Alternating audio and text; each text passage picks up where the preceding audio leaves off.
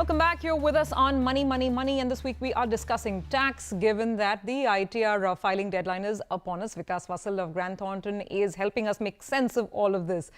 Vikas, a question on some of the COVID relief that we got during the course of the year. There was an announcement that came in, and I just don't remember the timelines, that the amount that, let's say, your employer is paying you for COVID treatment, or maybe a friend is paying you, or a family member is paying you, that was supposed to be tax exempt. So is it applicable to FY21, or will it be applicable from the current fiscal, and how do we account for it in the ITR? So, Surbhi, there are 2 points to that.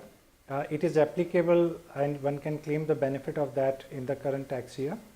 And there are 2 sub-parts to that. One, in terms of the expenditure incurred for COVID-related expenses, whether they are provided by the employer or supported by some well-wishers, family members, etc. The expenditure incurred for that purposes is exempt. So that's a big relief. Second is, many a times in case of a deceased employee, employer provides certain ex gratia payments to the family members. Again, that amount is fully exempt. However, if similar ex gratia amount is provided as a financial support by non-employer, whether family members or others, then there is a benefit provided up to 10 lakh of rupees. Now, there was a press release made by the government. So based on that, these benefits are available. I would like to caution that government is yet to notify either by way of a circular or amendments. I think the budget is coming, probably some amendments will come in that. But these are the broad category of benefits available under COVID. One is the expenditure incurred support, and second is in terms of the financial support.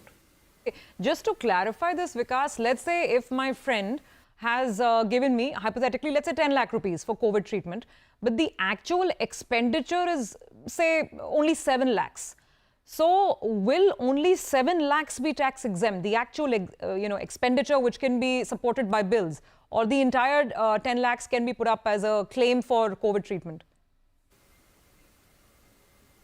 So, Surbhi, details of that are yet to be notified. However, going by the first principles, the intent of the law is that whatever support is required to meet COVID expenses, in the instant case, in your example, it should be 7 lakhs, that should be exempt.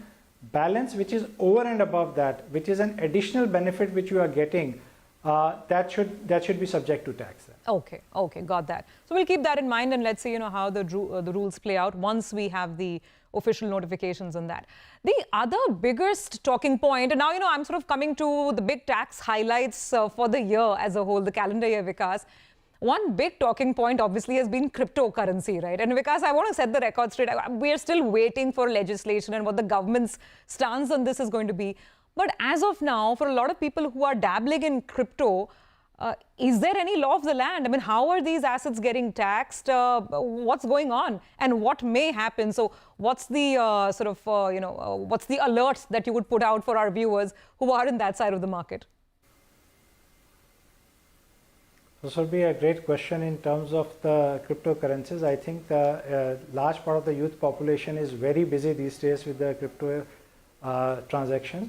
I think a caution over here, or tax-friendly caution on cryptocurrencies, is that while the legislation is yet to be rolled out in terms of determining the status of cryptocurrencies, how these are to be treated, whether as assets or income class or otherwise, if you have made any incomes or gains, they are likely to be subject to tax. So therefore, all the people dabbling into these cryptocurrencies and the related assets like NFTs and others should bear in mind any income or gains arising from the same are likely to be subject to tax in India.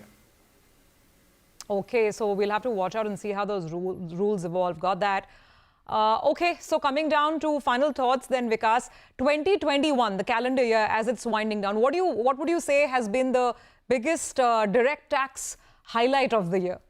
I think the move of the government to take us to the faceless assessments and faceless revenue audits, that's a big ticket move.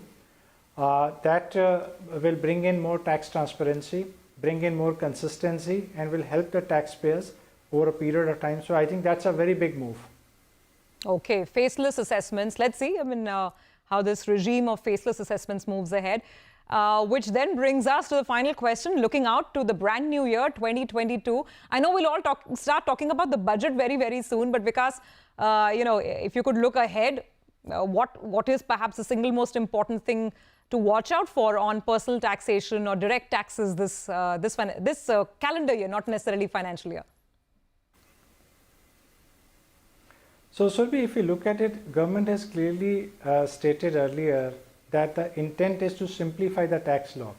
Therefore, expecting any big ticket changes in terms of tax exemptions or benefit is unlikely.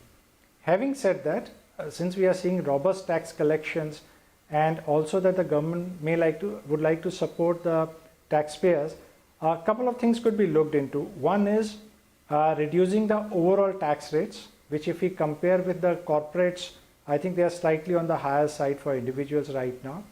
Or that can be done either by reducing the tax rates or increasing the slab basis by a few basis points. That is one. Second, since some industry requires more support at present, for example, hospitality, in which we talk about hotels, tourism, etc. Therefore, LTA benefit, which is there right now for twice in a block of 4 calendar years, may be enhanced to once every year. And right now it covers only the travel expenses. Government may like to include the hotel expenses as well. It's a win-win. It will be a win-win situation and it will provide the necessary boost. Other than that, one more thing that the government can look for is in terms of the ESOPs.